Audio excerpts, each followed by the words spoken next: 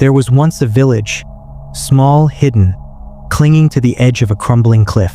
The people there were kind, cautious, afraid of the wrong things. Their survival depended on a single bridge, old and splintering, the only path to the world beyond. For years it held, until the storm came. The elders saw it first, the way the ropes frayed, the way the wood groaned under its own weight.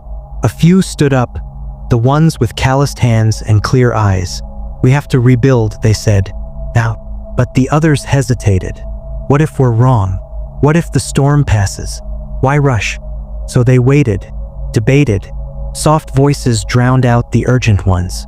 The strong were told to be patient. The cautious were called wise. And when the storm finally hit, the bridge shattered, taking their only escape with it. The ones who had begged for patience, they looked at the wreckage with sad eyes. "We only wanted to protect everyone." But meaning well didn't rebuild the bridge. Their fear didn't save lives, it ended them. This is how weakness wins. Not with fists, not with force, but with silence. With hesitation that feels like wisdom. With people who don't say "I can't," they say "you shouldn't." And Nietzsche, he saw right through it. Nietzsche didn't hate the weak. Not the truly fragile. Not the ones broken by life's weight. What disgusted him was weakness that pretended to be strength. The kind that wrapped itself in morality, in virtue, in soft words that sounded like wisdom but reeked of fear. Imagine a well. The water's been poisoned, but no one admits it. Instead, they call the poison holy. They hand it to the thirsty and say, "Drink. This is goodness. This is righteousness." And when people grow sick, when they stumble, when they lose the will to stand, the poison makers nod and whisper, "See, this is why we must be cautious. This is why no one should run." That's slave morality, a system built not by the strong but by those who couldn't or wouldn't rise. When they couldn't climb the mountain, they declared the mountain evil. When they couldn't bear the weight of ambition, they called ambition sinful. And the most dangerous part? It works, because it's easier to drag greatness down than to lift yourself up. There's a certain kind of person who doesn't just fail, they turn their failure into a weapon. They take the dreams they couldn't reach and call them foolish. The strength they never had, arrogant. The love they lost, a lie from the start. Nietzsche saw this everywhere, in religion, in politics, in the quiet judgments of everyday life. He called it ressentiment, not just resentment, but something darker, a spiritual rot. The weak weren't content with being pitted. They wanted their weakness to be sacred. Take Christianity, he argued. What started as a faith of love became, in his eyes, a revolution of the wounded. The meek would inherit the earth, not because humility was noble, but because the powerless had rewritten the rules. Blessed are the poor became a threat disguised as a promise. You will kneel and you will call it grace. But here's the truth no one wants to say. When we glorify suffering as virtue, we don't end suffering, we just make it mandatory. There's a moment when compassion stops being a hand reaching down to lift someone up and becomes a chain dragging everyone to their knees. Nietzsche saw it coming. We've all met them. The people who use their pain as a passport. The ones who say, "You can't criticize me. I've suffered too much."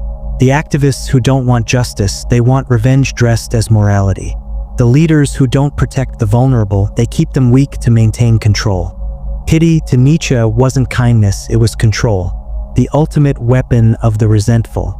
Because once suffering becomes sacred, anyone who refuses to suffer becomes a heretic. Think about it. When did helping the weak turn into punishing the strong?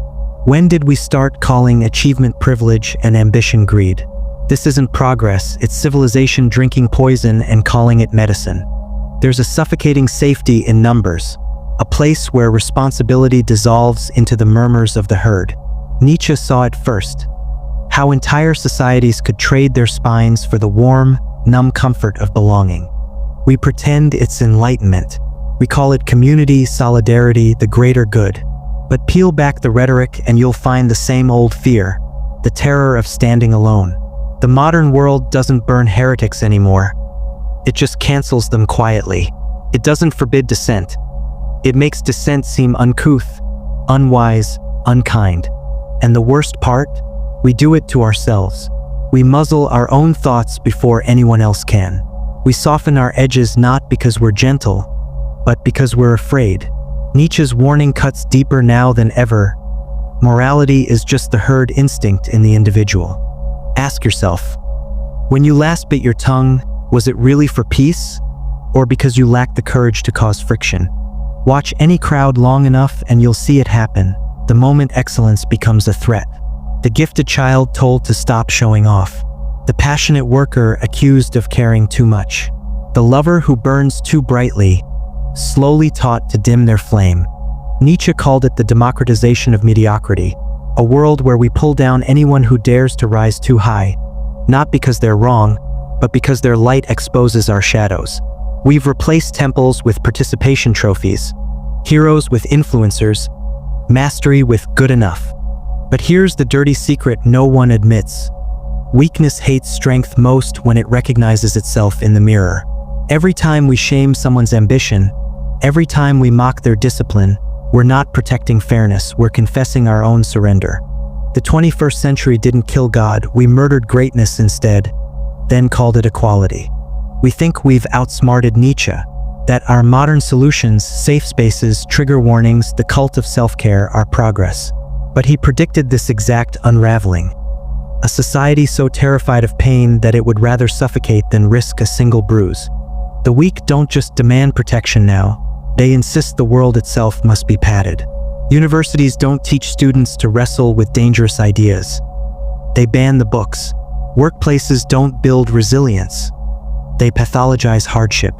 We medicate normal human sadness into depression, romanticize avoidance as boundaries, and call cowardice mental health awareness.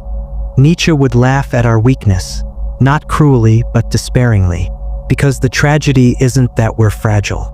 It's that we're proud of it, that we've built entire industries around coddling our limitations instead of crushing them. The ultimate irony? In our quest to eliminate suffering, we've made suffering eternal. That bridge didn't collapse because the storm was too strong. It fell because the villagers forgot how to build. We're still making the same mistake, confusing caution for wisdom, mistaking comfort for survival. But Nietzsche left us instructions in the wreckage.